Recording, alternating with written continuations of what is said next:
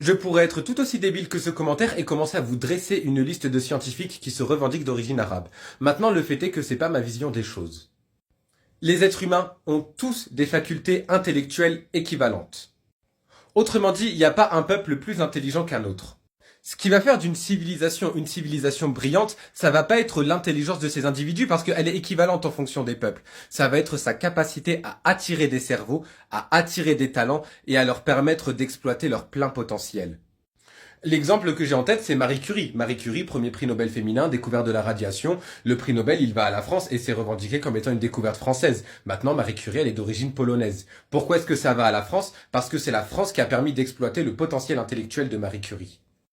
Tous ces scientifiques-là, ils avaient certes des origines diverses, mais ils venaient quand même sur la terre des Arabes pour exploiter leur plein potentiel. Et leurs recherches scientifiques, ils les publiaient en arabe.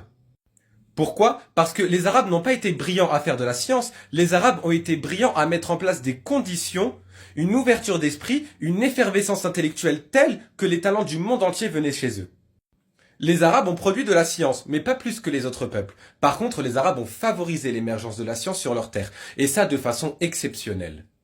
J'ajouterais qu'il faut être particulièrement étranger au monde de la science pour raisonner comme ça. Personnellement, je fais partie de ce monde, et tous ceux qui font partie de ce monde le diront avec moi. Plus on va haut dans le savoir, plus c'est international, plus les origines se mélangent, plus les peuples échangent. Dans une équipe de recherche française, il n'y a jamais que les Français.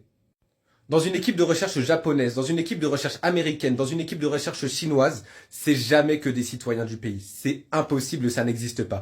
Et quand c'est presque que des citoyens du pays, c'est systématiquement en échange avec d'autres pays. Des talents, il y en a partout. Mais des lieux où on peut être talentueux, c'est très rare.